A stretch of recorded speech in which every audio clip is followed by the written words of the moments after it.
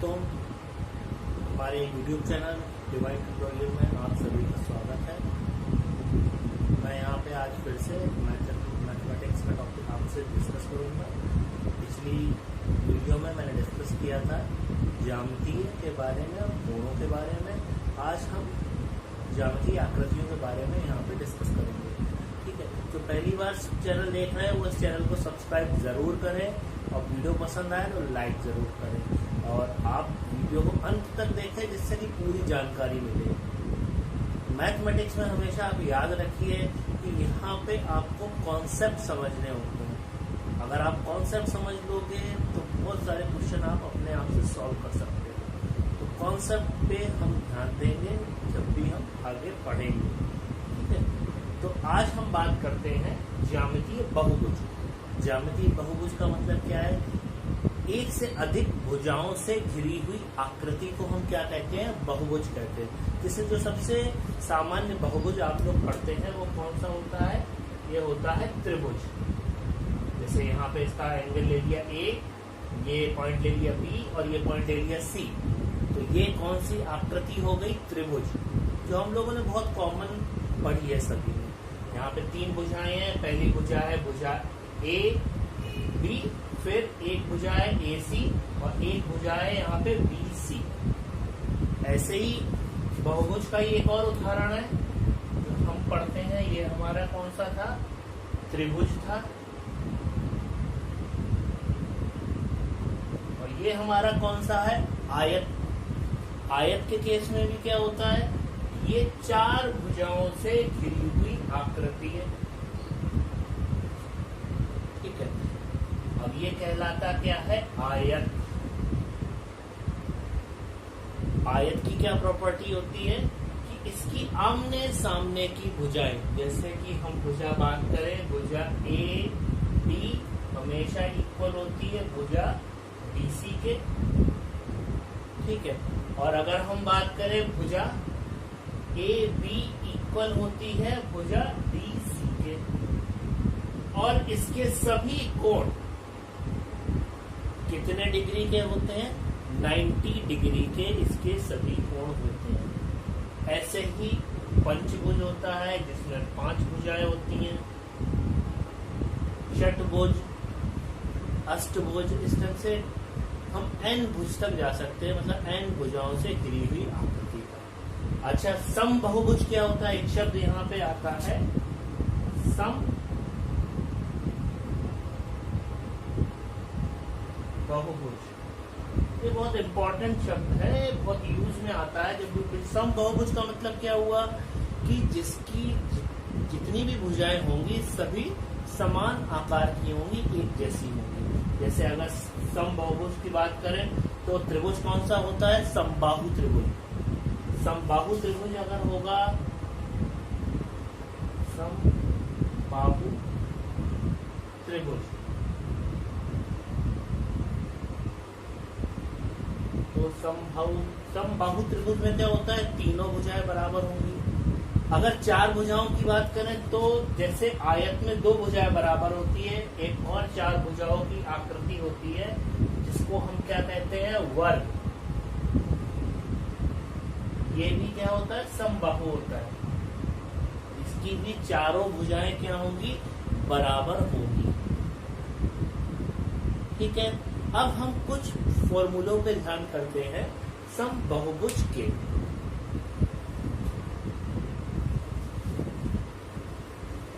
तो ये मैथमेटिक्स के कॉन्सेप्ट हमको बहुत अच्छे से समझने होते हैं। अगर हमको कॉन्सेप्ट समझ में आ जाता है तो हम कोई भी क्वेश्चन सॉल्व कर सकते हैं। अब पहला, n भुजा वाले समभुज के प्रत्येक बहिष्कोण की माप। n भुजा का कोई समभुज है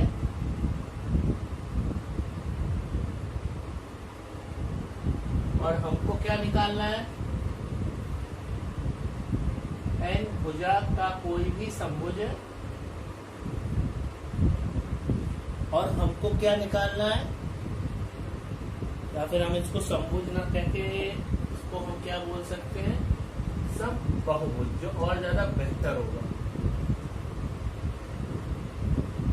इसके सभी बहिष्कोणों की माप हमको यहाँ पे निकालनी है। अब बहिष्कोणों की माप क्या होगी, तो हमेशा इसका फॉर्मूला होता है कि बहिष्कोण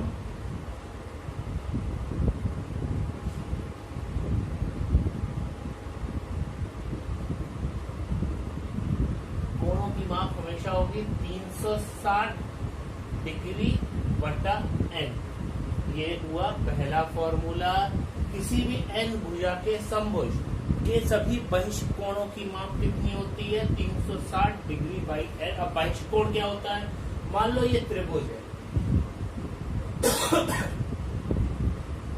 A B C और इसकी किसी भुजा को हम आगे बढ़ा दें, ठीक है। तो मान लो ये भुजा कहां तक गई, D तक गई। अब एक यहाँ पे कोण बन गया, कौन सा कोण, कोण ये हो गया कोण D, ये D, ये A और ये C। तो यहाँ पे कोण D A C क्या कहलाएगा, हमारा बहिष्कोण कहलाएगा। इस त्रिभुज का क्या कहलाएगा, बहिष्कोण। तो ऐसे ही और कितने बहिष्कोण पॉसिबल होंगे, एक बहिष्कोण हमारा ये हो सकता है, एक बहिष्कोण हमारा ये हो सकता है। तीनों भुजाओं को हम आगे बढ़ाते हैं तो वो हमारे क्या बनाते हैं, बहिष्कोण बनाएंगे त्रिभुज के केस में, ठीक है। अब एक और फॉर्मूला यहाँ पे हम पढ़ते हैं, n भुजा वाले समभुज के प्रत्येक अंतःकोण। अभी हमने बात किसकी की, बहिष्कोण की। अब हम बात करेंगे अंतःकोण।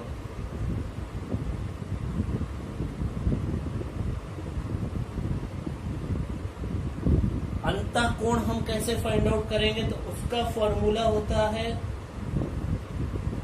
2n-4 into 90 upon n। ये फॉर्मूला क्या होता है, फिर से मैं बोल देता हूं, 2n-4 इंटू 90 अपॉन n। ये किसका फॉर्मूला, अंतःकोणों को फाइंड आउट करने का। जैसे ये त्रिभुज है A B C, इसके तीन अंतःकोण है, एक कोण A, कोण B और कोण C। तो यहाँ पे n क्या है, नंबर ऑफ भुजाएं। तो यहाँ पे अगर हम यहाँ पे निकालना चाहें त्रिभुज के लिए, किसके लिए हम निकाल रहे हैं, त्रिभुज के लिए,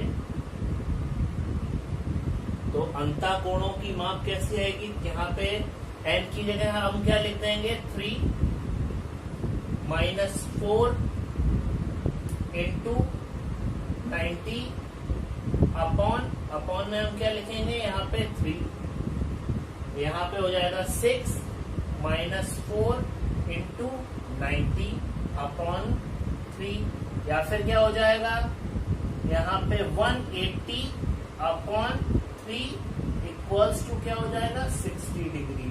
तो अगर किसी त्रिभुज की सभी भुजाएं बराबर है तो उसका माप, कोणों का माप कितना आता है, अंतःकोणों का माप आएगा 60 डिग्री के इक्वल आएगा।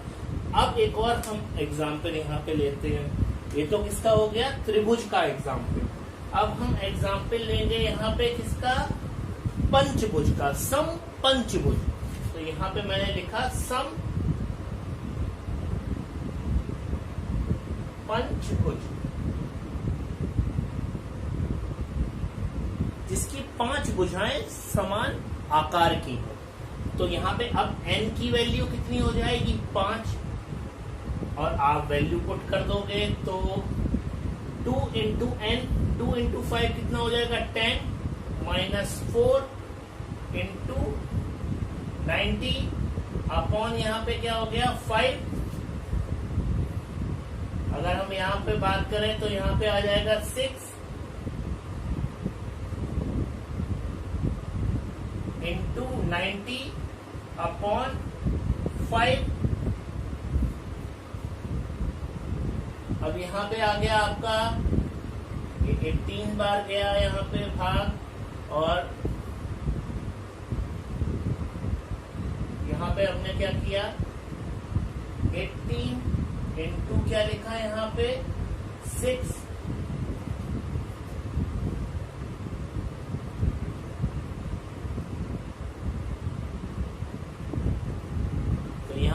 पंचभुज की बात करें तो उसके सभी कोणों का मान कितना आएगा, 108 डिग्री के इक्वल आएगा।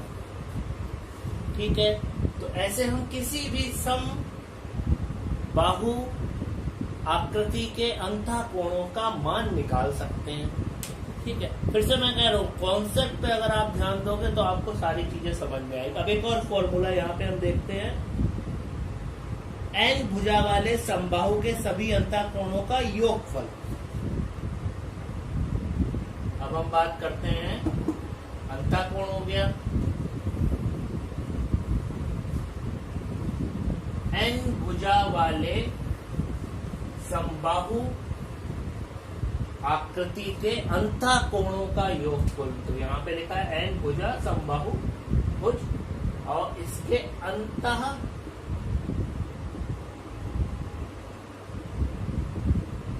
कोणों का योगफल। अब वो कैसे निकालेंगे, तो उसका फॉर्मूला होता है 2 into n minus 4 into 90। मतलब किसी n भुजा की आकृति के जितने भी अंतः कोण बनते हैं उन सभी के कोणों का योगफल कितना होगा। तो हम यहाँ पे एक एग्जाम्पल लेते हैं त्रिभुज का। ये आकृति भी यहाँ पे बनी हुई है। त्रिभुज में कितनी भुजाएं हुई, 3 भुजाएं। तो यहाँ पे 6 minus 4 गुणा किसके बराबर हो जाएगा, 90 के। तो इसको अगर हम सॉल्व करेंगे तो 2 into 90 कितना आएगा, 180 डिग्री। तो त्रिभुज के तीनों कोणों का योग किसके इक्वल होता है, 180 डिग्री के इक्वल। अब हम बात करें मान लो सम षटभुज की। एक और हम एग्जांपल यहाँ पे लेते हैं, सम षटभुज। अब नंबर ऑफ, यहाँ पे अगर हम भुजाओं की बात करें तो उनकी संख्या कितनी है, 6 है। तो यहाँ पे हम लिखेंगे 2 into 6 minus 4 और गुणा 90। तो यहाँ पे 2 into 6 कितना हो जाएगा, 12 minus 4 कितना होगा, 8 into 90।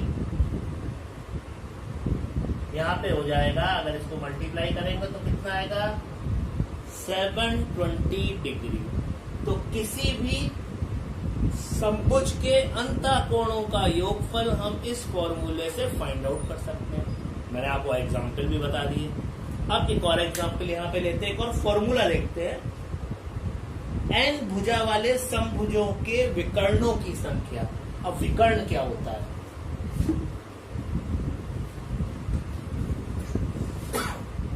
जब दो कोणों को आपस में बीच में मिलाया जाता है, आमने सामने के कोणों को, तो उनको क्या कहते हैं, विकर्ण। जैसे फॉर एग्जाम्पल ये कोई आयत है, यहाँ पे इसकी भुजा है A, ये है B, ये है C, ये है D।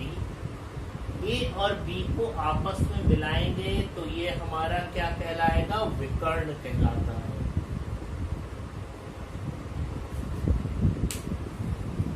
या फिर इस C और B को मिलाएंगे तो ये CB अब भी हमारा क्या कहलाएगा, विकर्ण कहलाएगा। तो इस आयत के लिए विकर्ण कौन से हो गए, AB हमारा क्या हो गया, एक विकर्ण। A और D, A और D हमारा क्या हो गया, एक विकर्ण। और B और C हमारा हो गया दूसरा विकर्ण।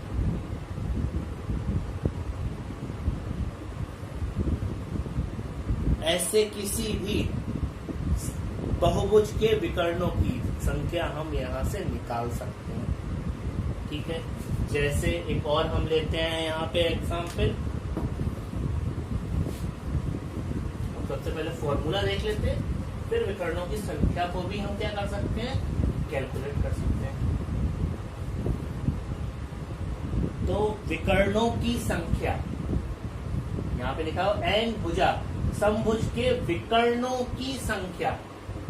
विकर्णों की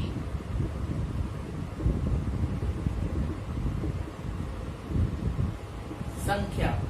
तो ये संख्या के लिए फॉर्मूला होता है n-3 अपॉन 2, n-3 अपॉन 2। अब मान लो किसी आयत का एग्जाम्पल लेते हैं, तो उसमें n की वैल्यू कितनी हो जाएगी? 4। n की वैल्यू 4 हो जाएगी, तो यहाँ पे हम क्या लिख देंगे? n इंटू n-3 कितना हो गया यहाँ पे? 4-3 अपॉन 2। तो ये यहाँ पे क्या आ जाएगा? 2 विकर्ण आ जाएंगे। तो अभी हमने वो 2 विकर्ण निकाले भी थे आकृति के अनुसार, अगर आप देख रहे हैं तो। ठीक है, तो ये कॉन्सेप्ट बहुत इजी होते हैं, बस हम क्या करते हैं, इनको रटने की कोशिश करते हैं। अगर हम एक बार उनको समझ लें तो सारी चीजें आसानी से आप निकाल सकते हो, एक फॉर्मूले से सारा कुछ निकाल सकते हो। अब हम बात करते हैं, मान लो हमको दिया गया हो सम अष्टभुज, इसमें कितनी भुजाएं होंगी? 8 भुजाएं। सम अष्टभुज। अब इसके विकर्णों की अगर हमको संख्या निकालनी है, तो भाई इसी फॉर्मूले में हमको क्या करना पड़ेगा? n इक्वल्स टू, तो हमारा अब हो जाएगा कितने के इक्वल? 8 के इक्वल। फॉर्मूले में पुट करेंगे तो यहाँ पे 8-3 अपॉन 2। अगर हम यहाँ पे बात करें तो ये हो जाएगा 4, तो 4 इंटू 5, 4 इंटू 5 हमारा किसके इक्वल हो जाएगा? 20 के इक्वल। तो सम अष्टभुज में जो विकर्णों की संख्या आएगी वो किसके इक्वल आ जाएगी? 20 के इक्वल आ जाएगी। तो इस ढंग से हम विकर्णों की संख्याओं को क्या कर सकते हैं? कैलकुलेट कर सकते हैं n भुजा के किसी भी समभुज के लिए। तो दोस्तों, आज आपको मेरा ये वीडियो कैसा लगा? फिर से हम कल एक नए कॉन्सेप्ट पे वीडियो अपलोड करेंगे, तो आप हमेशा इस वीडियो को पूरा देखिए, और कॉन्सेप्ट अगर अच्छा लगे तो लाइक जरूर करिए, सब्सक्राइब जरूर करिए। धन्यवाद।